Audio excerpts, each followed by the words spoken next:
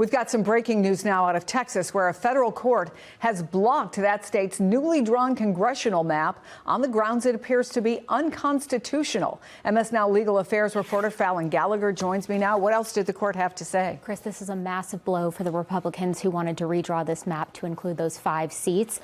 So basically what this 3-judge panel has ruled is that that map is now unconstitutional, and they must use the 2021 map. They're saying that you used it for 2020, you used it for 2022 midterms, and now there's not enough time to completely redraw a new map, calling it a special session, and so you have to use that 2021 map. The 2025 map is unconstitutional. They say that this is race-based gerrymandering. This will almost certainly be appealed, but right now that is what the district court ruling has said. And does it have potential implications for other states that have followed suit? At this point, it doesn't. At this point, this is solely focused on Texas, but you'll remember we were talking last week about that case that's coming out of California after Prop 50 passed and the DOJ sued, saying that that was racial-based gerrymandering. So these similar cases could pop up, but at this point, this case is solely focused on Texas. There obviously is a timing issue here, and you kind of touched on it. If there is, as I would expect there to be, a challenge to this, and however long that goes on, it gets more and more possible for a judge to say there's not enough time between now and, for example, the midterms to take care of this, right? Exactly. And as I understand it right now, I'm still reading through this ruling. It's 160 pages long, but there is a December 8th deadline where they need to have the congressional maps in place for those 2026 midterms. And so what they're saying is you have to use the map that already exists because that would be the least disruptive. There's simply not enough time to draw a new map that would be viable for those 2026 midterms. Fallon Gallagher with big breaking news and the Texas case that obviously started all of this redistricting fight. Thank you so much. Near unanimous vote in the end, no amount of arm twisting by Donald Trump or threats that he lobbed on Truth Social or gaslighting people by saying the Epstein case is some sort of hoax by Democrats managed to stop or slow the passage of legislation to release the Epstein files. It passed in the House of Representatives this afternoon. Just one member of Congress, a Republican named Clay Higgins, was a no vote on this legislation. When the bill passed, Democrats turned around to applaud the survivors of Jeffrey Epstein, who shouted back at everyone, "Thank you." It was an intense lobbying effort by those survivors that helped drive overwhelming public support for the legislation, a crucial factor in the passage of today's vote. At a press conference this morning, the survivors reiterated their calls for transparency and insisted that partisan politics should have nothing to do with this. Here's Haley Robson with a message for Donald Trump. To the President of the United States of America, who is not here today, I want to send a clear message to you. While I do understand that your position has changed on the Epstein files, and I'm grateful that you have pledged to sign this bill, I can't help to be skeptical of what the agenda is. So with that being said, I want to relay this message to you. I am traumatized. I am not stupid. I am traumatized. I am not stupid. You have put us through so much stress, the lockdowns, the halt of these procedures that were supposed to have happened 50 days ago. The Adelita Grijalva, who waited to get sworn in and then get upset when your own party goes against you because what is being done is wrong. It's not right. For your own self-serving purposes, this is America. This is land of the free. Land of the free. In 1863, we have a woman on top of the Capitol building represent freedom. I do not feel free today. I don't know if the women behind me feel free today. So I am begging every member of Congress, every representative, to step up and choose the chaos, choose the survivors, choose the children, protect the children, all children. You protect all of us equally. Wow. Choose the survivors, protect the children.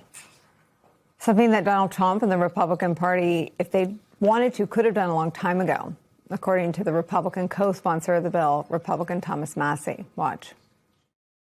The Speaker, the Attorney General, the FBI Director, the President, and the Vice President could have saved us all this time and embarrassment, frankly, for our own party. if they'd just done the right thing 4 months ago. Well, I'm concerned that now he's opening a flurry of investigations, and I believe they may be trying to use those investigations as a predicate for not releasing the files. It's a healthy suspicion to have. Now, the bill heads to the Senate, and Senate Republican leader John Thune has said it could be up for a vote this week. It remains an open question, though, as Thomas Massie points out, and as Haley Robson says, I'm traumatized, not stupid. She talked about being skeptical. So it remains to be seen whether the administration will actually provide transparency and give access to the files now that Trump has ordered an investigation to be opened into any Democrats who may be named in the files. Attorney General Pam Bondi, of course, complied with the request that Donald Trump made publicly. Here's what a survivor and a Trump supporter had to say about all that this morning. We are hearing the administration say they intend to investigate various Democrats who were friends with Epstein. I beg you, President Trump, please stop making this political. It is not about you, President Trump. You are our president. Please start acting like it. Show some class. Show some real leadership. Show that you actually care about the people other than yourself. I voted for you, but your behavior on this issue has been a national embarrassment. It is time to take the honest, moral ground and support the release of these files, not to weaponize pieces of the files against random political enemies that did nothing wrong, but to understand who Epstein's friends were, who covered for him, what financial institutions allowed his trafficking to continue, who knew what he was doing but was too much of a coward to do anything about it. Jeffrey Epstein and Ghislaine Maxwell were able to recruit and abuse young girls and women. Then the country will learn nothing, and has horrible history will repeat itself if we do not do something about this. It's a milestone in the push for transparency around the Epstein case, and it is where we start today. Epstein survivor, friend of the program, Jess Michaels, is here. Jess, how do you feel today? I'm still processing. Thank you for having me on such a historic day. It feels hopeful, cautiously optimistic. Jess, Haley said, I am traumatized but not stupid. What does that mean? When you've gone through a lot of trauma, you deal with a lot of brain fog. You deal with a lot of physical issues. You deal with cognitive thinking issues. And so I think that she was alerting everyone to, like, this, there's trauma here. We may struggle with our words sometimes. We may struggle with our emotions, but here we are. We're not stupid. We're strong. And I couldn't be prouder to stand with those women today, or with Haley. She rocked it.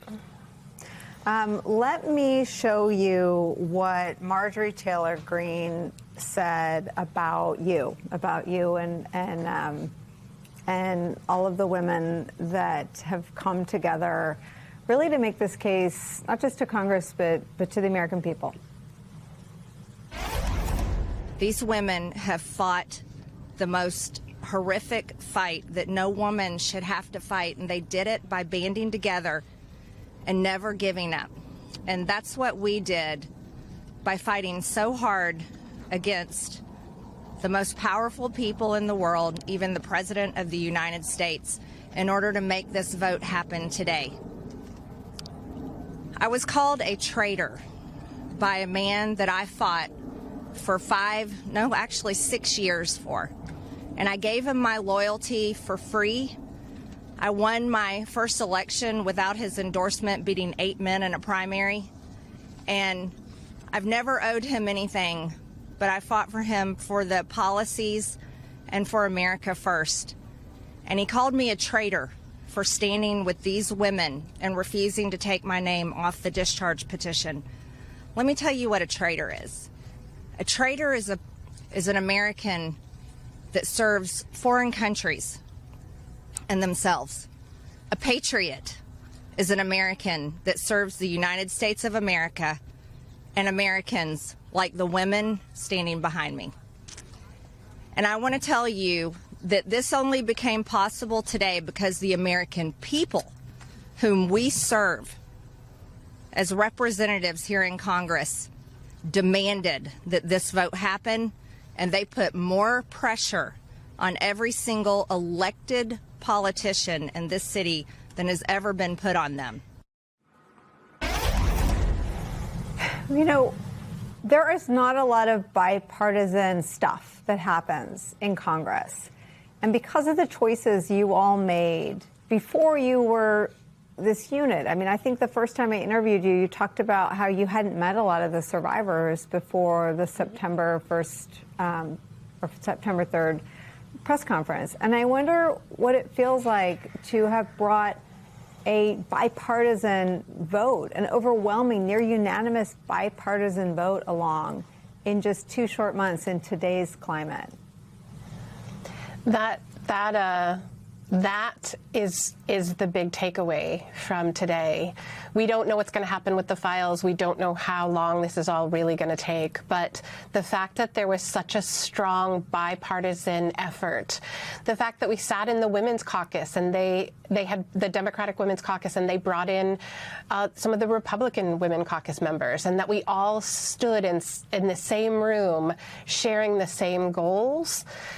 I think that's the win. That's the big win today. And I have to tell you, there was one comment of the day that has stuck with me, and it will stay with me. About it is the phrase of the day. A woman, one of the staffers, was talking with us, and she had tears in her eyes, and she said, "This should not have to be an act of Congress."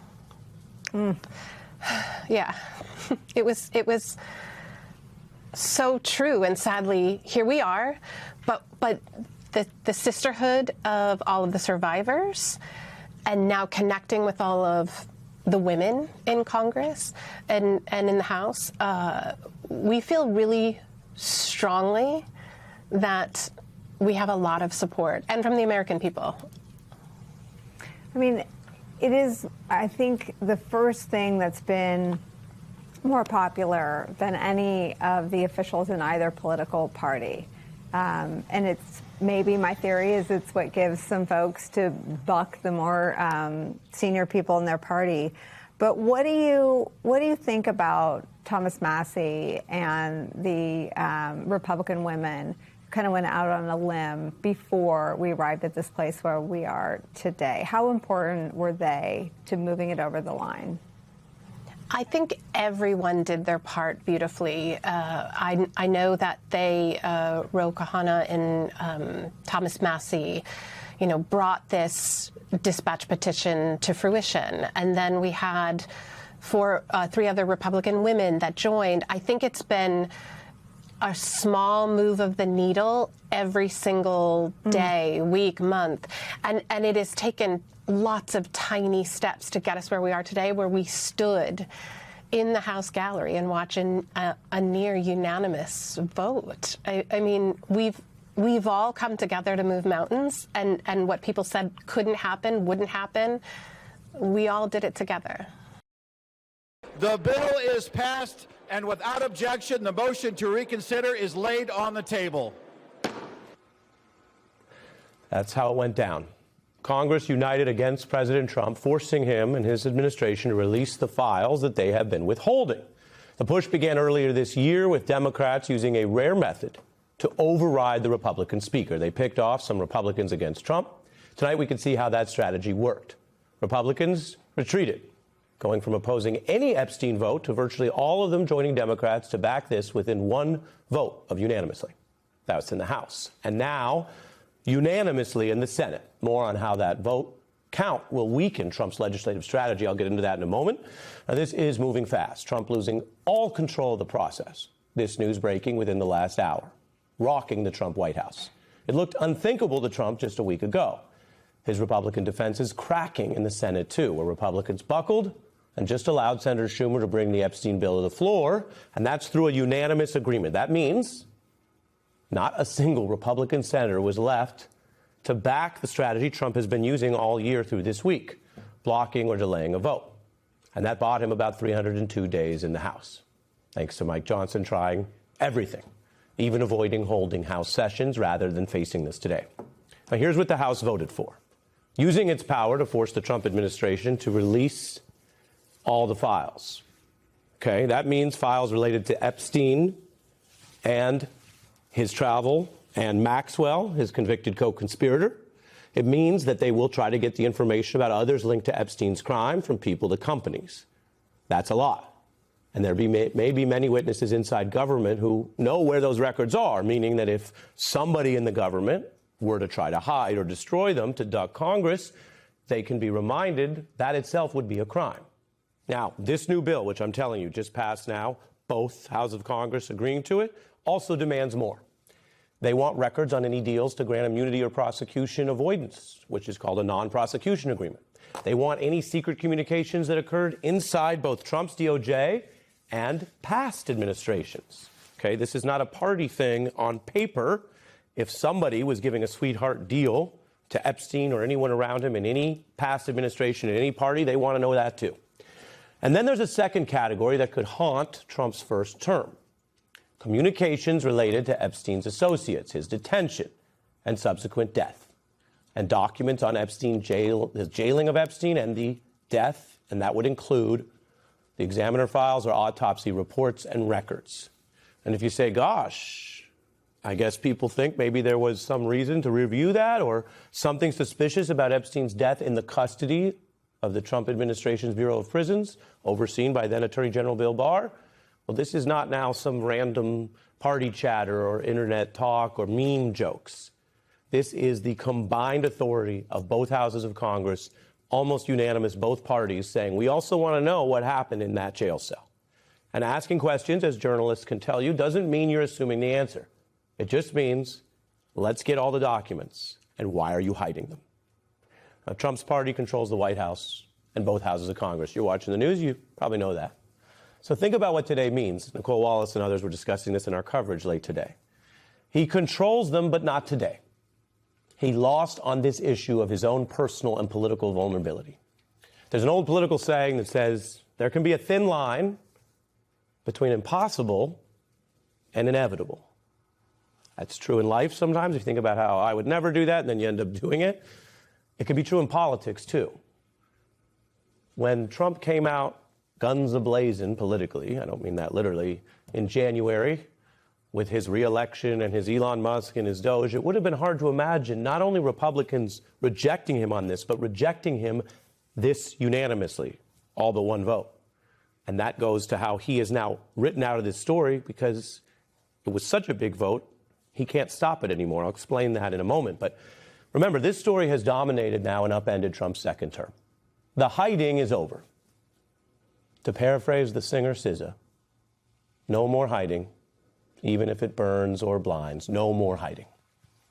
The nation has watched Trump go from hiding the Epstein files to being forced to release them.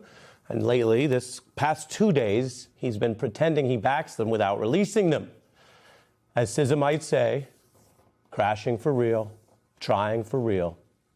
No more fake fighting.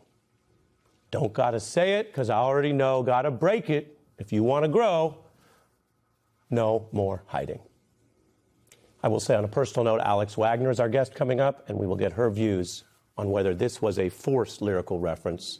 But it is literally true there will be no more hiding now that the bill has passed. Congress is showing some spine. Republicans following the lead that, remember, began with Democrats. They were the ones that, whatever criticisms you have, and boy, there are all kinds of criticisms of the Democratic Party, left, right, and center.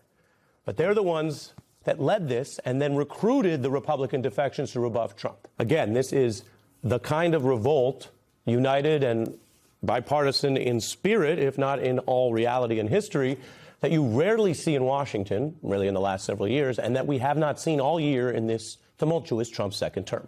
The Senate is joining the House. Remember, Trump tried to prevent this day from coming.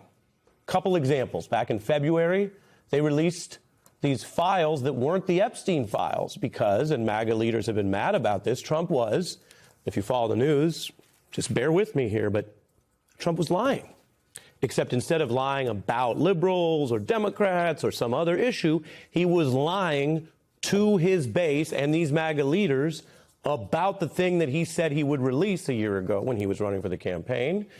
And what you see there are, well, what he would call maybe a hoax or fake news, fake binders that didn't really have the Epstein files in them, as the AP summarized. By summer, he got the Attorney General, Pam Bondi, to commit to something on paper which rejects and undercuts the current effort to say they want to open new probes, because she admitted there's no client list. She walked back her own theory. She wrote a memo saying there is nothing left to investigate. So if Pam Bondi's Justice Department shows up in a courtroom in a week or two saying, well, actually, we can't release any of this because we have new open probes, you can bet the other lawyers and the judge will say, but you committed to DOJ letterhead on paper the opposite.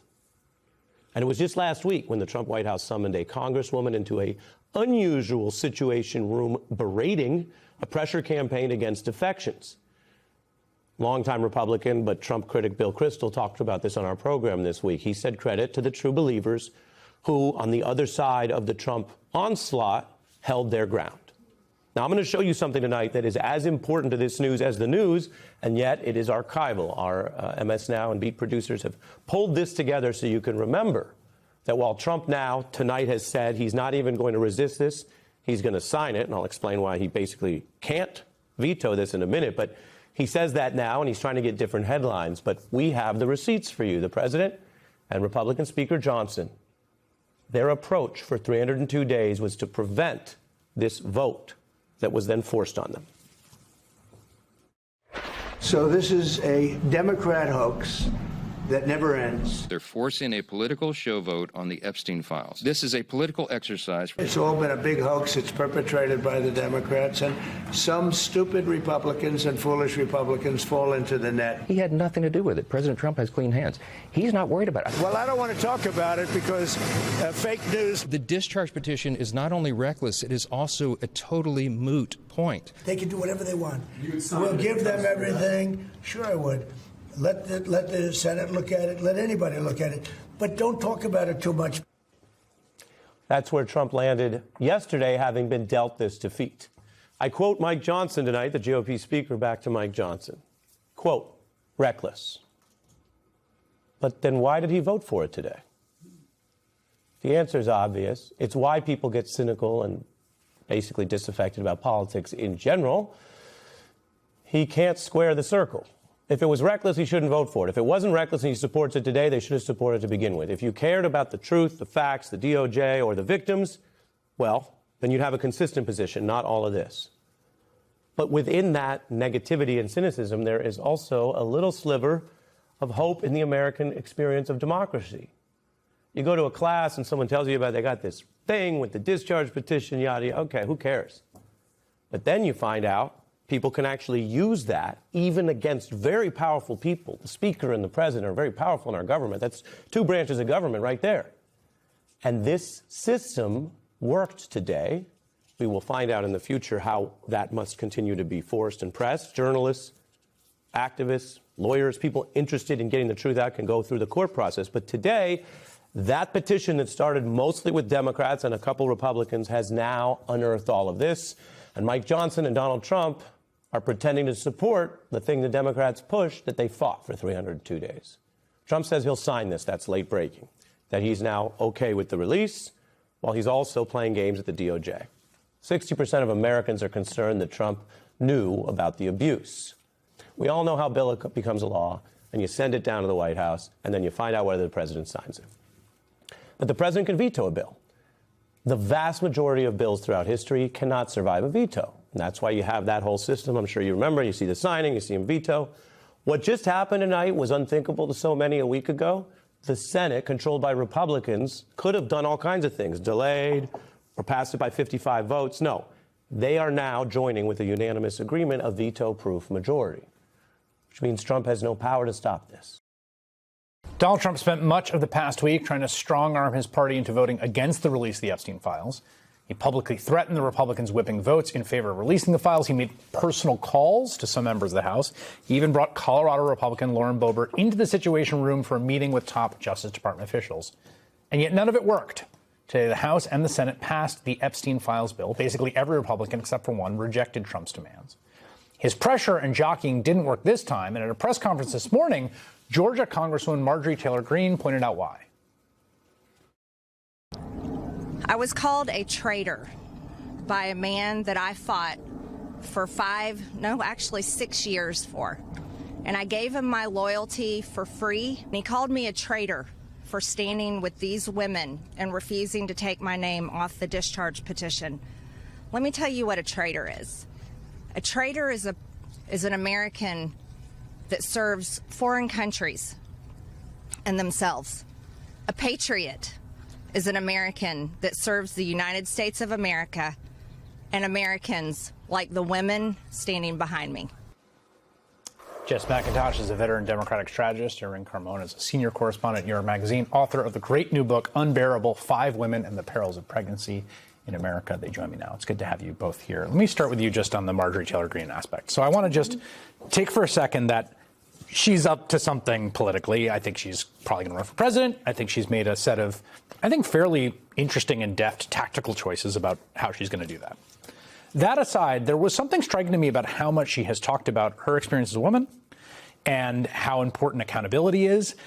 And the reason that struck me as very important is it felt to me like there was this huge backlash to Me Too that in the last few days feels like we're like entering the backlash to the backlash period. What do you think? Chris, I was reflecting on the first time I wrote about the Epstein case. It was March 2011. In so many ways, the facts, yes. And I went back and I read it today. And I'm not saying that there haven't been important revelations, hearing from survivors, things we've gotten from the emails. So much of this, though, was publicly reported at the time. It was in criminal proceedings in Palm Beach. And yet, and you have Larry Summers and Epstein emailing at the peak of Me Too, not looking afraid at all, not sounding afraid in any way. We have been told so many times that we're in a moment of reckoning, and yet we keep having to relearn these lessons. We keep having to start over. And I think I am also very skeptical of Marjorie Taylor Greene right now, but I think every person should be taken at their word if they sincerely want to actually put actions behind their political maneuverings. And she was surrounded by survivors. You heard from them tonight. If this is what the survivors want, I've always thought that there isn't that much more to I've always assumed that we already know everything. But Donald Trump is not acting like we already know everything. I agree with that. And I've had those exact same feelings. Yeah, and she has political instincts. And I do think that the unfinished business, this fact that we're kind of in this Groundhog Day where we keep having to rediscover how powerful men act, this two-tier system of justice, of which Donald Trump is the prime exemplar. Yes. I think she senses that we're not so ready to move on and pretend that it didn't happen and normalize this kind of behavior. Let me play for you also, because I think part of it, too, is a political calculation. That's what Tara was just saying, right? Like, what do folks in the district think? Here's reporters of ours talking to some of the people in her district about what they think about her pushing to release files. Take a listen. I'm glad she's trying to push to get the files out here in the public because it should be. I just don't understand why it's so hush-hush if it's should be public. I'm not going to lie to you. I think we should know what's going on. Release them and be done with it, because it's going to be a fight to the end on this one. Yeah, I don't know who they're trying to protect. That's all I want to know. Do you support Marjorie Taylor Greene's push to make things more transparent, then? Sure. Let's bring it out in the open and let the American people decide. Man, I mean, to what Irene was saying about learning how powerful men operate, one of the ways that they get away with what they do for as long as they do, and Donald Trump is a prime example. Jeffrey Epstein is an example of this. They put powerful women around them who they know will support their efforts, who will lie for them, who will absorb some of that shock, who they can heap praise on, and then say, look, I'm showing favor to this woman. I cannot obviously feel terribly about all women. Trump has done that to a huge extent in every career that he has had, including president. Marjorie Taylor Greene and Lauren Boebert and Nancy Mace are all those women. Examples of and that. And now that's a great we point. have to deal with the fact that he has actual women. They're not just tokens. Right. They're actual women with agency who decided to do something. Like yes. women. It is. I mean, having lived in this world for as long as I have and watched men operate as long as I have, it is so striking to see the survivors elevated the way that they are, to see this win. I really didn't expect anything like this today. To hear Republican voices coming out, like powerful Republican voices coming out. It's just, I'm not sure that I've ever actually seen a reckoning politically along these lines, and I have absolutely no idea where it ends. We played a sound a lot where he was asked in the campaign. He says, well, less so the Epstein, because you don't know if there's false stuff in there. You clearly has this kind of both, I think, self-preservation instinct and also this reputational thing. Well, you can't just have, people casting aspersions on men, right? And to your point, Erin, about, well, I thought my instinct was that we sort of knew a lot of this, right? One of the things that's striking just in the emails that were released is we are learning some new things. Like the fact that Larry Summers, the celebrated Harvard economics professor and member of multiple Democratic administrations, was emailing his pal Jeffrey Epstein for advice on how best to consummate a relationship with the graduate student mentee. Mm-hmm. Like, let me go for Jeffrey Epstein, and then recently had to announce he's stepping back from public commitments, deeply ashamed by the revelations. He was in that blast radius from just this one little disclosure.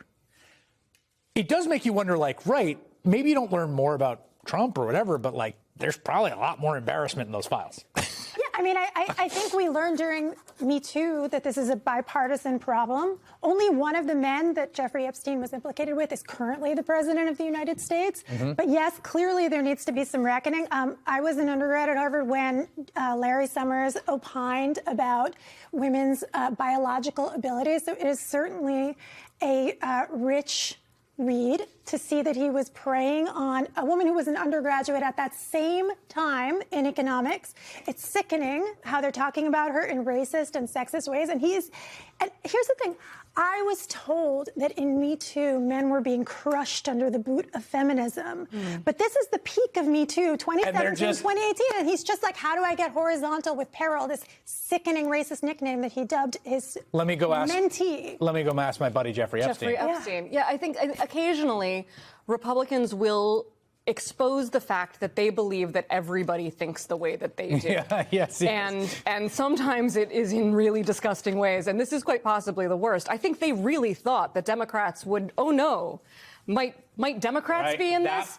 We don't care. Oh, great point. That's a great point. We're going to threaten you with all these other people, so you're going to back off. It's like, no, bring it on. Jess McIntosh. If you're doing that with children, you're doing that with children, and it doesn't matter what party you're in. We're ready. Let it all hang out. Jess McIntosh, Erin Carmon, thank you both. Erin's new book, Unbearable: 5 Women and the Perils of Pregnancy in America, is available anywhere you get your books. We'll be right back.